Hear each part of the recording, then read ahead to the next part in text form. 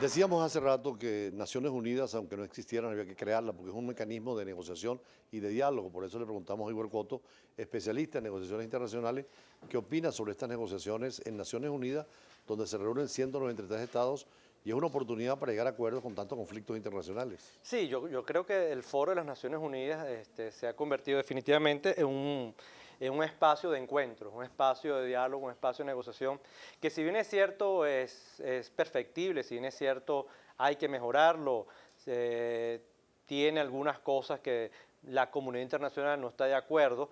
Creo que, como bien dijo el Papa, ¿qué hubiese sido del mundo si no hubiese existido las Naciones Unidas? Las Naciones Unidas, a través de los distintos organismos que dependen de ellas, promueve la negociación, promueve el encuentro, a través de la Organización Mundial de Comercio, con los temas de comercio y libre, los temas económicos, a través de la UNTAC, ¿no? Que es la Comisión de las Naciones Unidas para el Comercio y Desarrollo. Es decir, el complejo de las Naciones Unidas es mucho más de lo que la gente ve en la Asamblea General. Y yo creo que esta Asamblea General que uno ve todos los años, bueno, es el pensamiento de los presidentes o es la manifestación de los estados que se hace verbo allí en ese espacio. Por cierto, hoy se rompe un poco lo que es la tranquilidad de ese mundo en paz con el ataque ruso a Siria, donde Estados Unidos dice que no es contra Al-Qaeda y los rebeldes del califato, sino contra la oposición siria que apoya a Estados Unidos y el mundo árabe.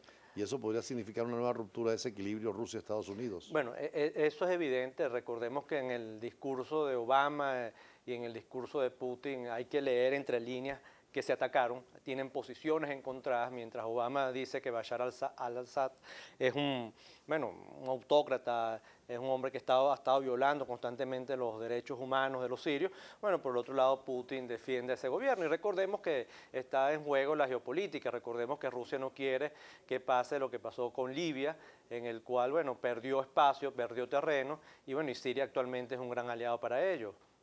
Más adelante vamos a hablar sobre gerencia, precisamente a nivel de la empresa y del desarrollo económico y social, la gerencia como buscar objetivos dentro de una planificación estratégica. Tú que eres especialista en negociación, ¿cómo aplicar esa gerencia también al sistema internacional? Porque después tendremos al ingeniero Peláez para hablar de este tipo de cosas. Sí, bueno, yo creo que el tema de la gerencia y el tema de la negociación es muy importante en el Foro de las Naciones Unidas. De hecho, se está aplicando en el Foro de las Naciones Unidas.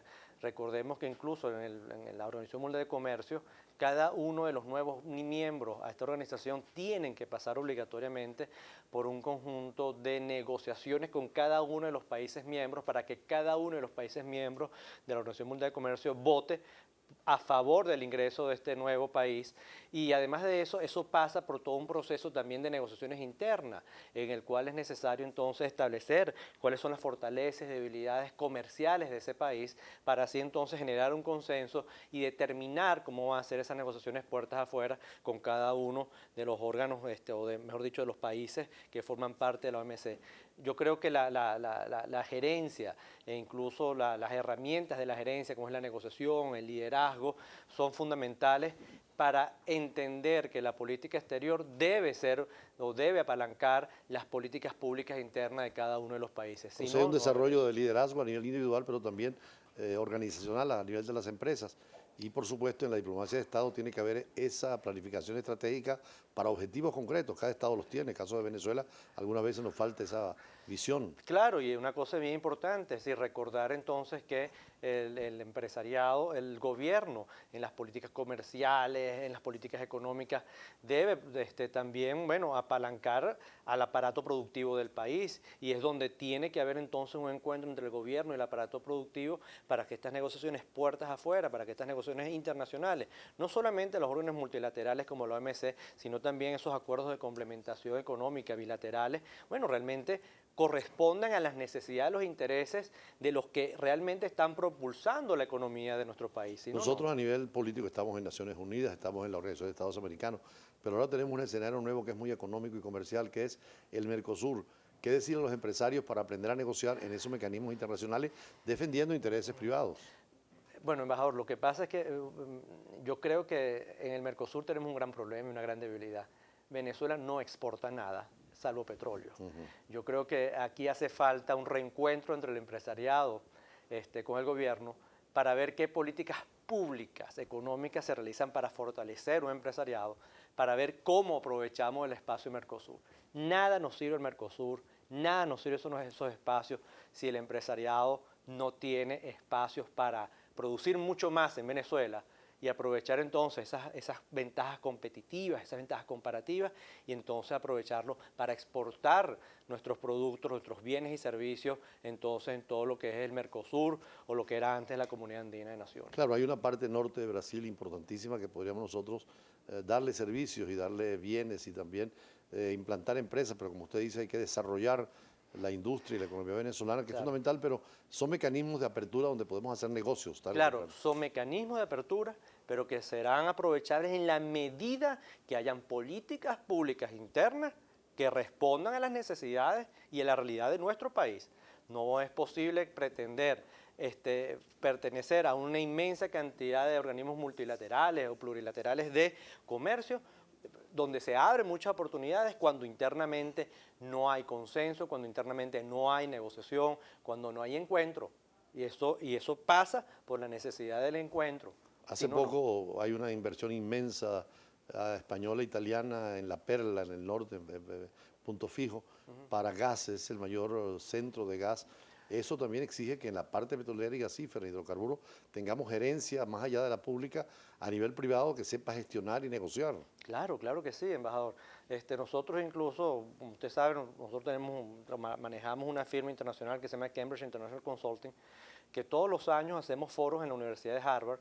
Este año ahorita, del 2 de noviembre al 6 de noviembre, vamos a tener un foro con profesores de la Universidad de Harvard sobre el tema del liderazgo y sobre el tema del liderazgo en el tema gerencial y el tema del liderazgo en las políticas públicas y cómo amalgamar desde indistintamente de la posición que uno esté, es decir, de la posición pública o la posición privada, cómo amalgamar procesos de negociación y liderar hacia los cambios que se requieren. Si no, no. ¿Cómo hace un venezolano para participar en estos foros, por ejemplo, de internacionales en los Estados Unidos? Bueno, nada, nosotros tenemos una página web que es www.persuadir.net, persuadir.com o CIC-team, como equipo en inglés, team.com, y allí, bueno, va a haber toda la información sobre estos workshops que nosotros hacemos 2 veces al año. ¿Cambridge tiene esa experiencia también extendida a otros países? Sí, nosotros hemos tenido la oportunidad de trabajar en Panamá, en Colombia, en Perú, con la corporación, incluso con la CAF, con los temas de construcción de consenso e incluso hemos tenido la oportunidad de trabajar con líderes políticos y líderes empresariales y ayudarlos entonces a encontrar puntos de común acuerdo, ayudarlos a encontrar sus necesidades y cómo se pueden complementar y generar propuestas y opciones para que cada una de las partes salga ganando, de forma tal de convertir el ganar-ganar en un utópico, sino convertir el ganar-ganar en una realidad. Hace poco estuvimos en un evento de la Escuela Latinoamericana de Gerencia, un intento latinoamericano en Caracas para los gerentes del continente, y precisamente la negociación es una de las bases. Sería interesante que ustedes lleguen a un acuerdo con ese tipo de instituciones, sí, tomando las experiencias del extranjero, llevándolas a Venezuela y creando esa nueva gerencia que necesita el país. Sí, definitivamente. Creemos que la gerencia, tanto a nivel corporativo, es decir, de la cosa privada, de las empresas privadas, como la gerencia de la cosa pública, de las instituciones públicas, tiene que cambiar, tiene que adaptarse a una nueva realidad. La realidad en Venezuela es muy difícil, la realidad de Venezuela es que los gerentes venezolanos todos los tiempos o todo el tiempo están gerenciando crisis, ¿no? Y tiene un problema muy grave, que no tiene la capacidad de anticipar estrategias en el mediano o largo plazo, es decir, en el corto plazo, en 3, 4 meses, la realidad puede cambiar radicalmente, lo que lo va a llevar obligatoriamente a renegociar tanto con sus actores internos como con los actores externos, bueno, nuevos objetivos, nuevas formas de trabajar y definitivamente nuevas ideas para alcanzar lo que se quiere. No dejar fuera 2 casos internacionales donde la negociación fue fundamental, la guerrilla colombiana con el presidente Santos, el apretón de mano entre la guerrilla, el jefe Chimochenko y él, y vimos ahora a Castro y a Obama, Barack Obama en las Naciones Unidas, 2 modelos de gerencia y de negociación extraordinaria. Sí, incluso en este mismo programa, lo hemos dicho varias veces, los televidentes pueden buscar referenciales del programa pasado y hemos apostado en este programa a que allí va a haber acuerdo. incluso la metodología de negociación que se está utilizando entre las FARC y el gobierno colombiano es la negociación que nosotros impartimos del modelo de negociación de la Universidad de Harvard. Incluso Santos habló de un principio muy importante que nosotros hablamos en los talleres de negociación, incluso en las consultorías, que es el principio de que nada está acordado hasta que todo esté acordado. Allí, la guerrilla colombiana, las FARC y el gobierno colombiano duraron más de un año negociando una agenda, acordaron una agenda y han estado respetando esa agenda de negociación. Nada está acordado hasta que todo está acordado significa que a pesar de que ellos han llegado en 5 o 6 puntos de acuerdo en base a la agenda que ellos plantearon, no se va a ejecutar ni un solo punto de la agenda hasta tanto no se cubran todos los puntos. Y yo creo que eso ha sido muy importante. Yo creo que estamos, y lo hemos dicho en este programa, si puede la guerrilla colombiana, las FARC, con el gobierno colombiano, generar un acuerdo, ¿por qué no pueden entonces nosotros los venezolanos generar un acuerdo donde tenemos mucho menos diferencias, donde tenemos mucho menos conflictos, donde tenemos mucho más intereses en común? Y finalmente un comentario sobre esa negociación también tan exitosa y privada, silenciosa, entre La Habana y Washington. Claro, gracias a la facilitación del Vaticano y gracias a la facilitación de Canadá. Recordemos que estas fueron unas negociaciones que duraron más de año y medio en privado y donde una vez que se hicieron públicos ya la agenda estaba muy, muy avanzada. Y lo hicieron en privado para evitar que la opinión pública boicoteara los avances que se estaban haciendo. Yo creo que allí, tanto en las negociaciones del gobierno colombiano con la FARC como en las negociaciones del gobierno norteamericano con Cuba, tenemos dos ejemplos que deberían ocupar un programa especial de cómo se negocia, qué se debe hacer y cómo traspolar esas experiencias a Venezuela, que es donde tanto lo necesitamos. Bueno, muchísimas gracias al profesor Igor Coto, profesor universitario, especialista en negociaciones internacionales.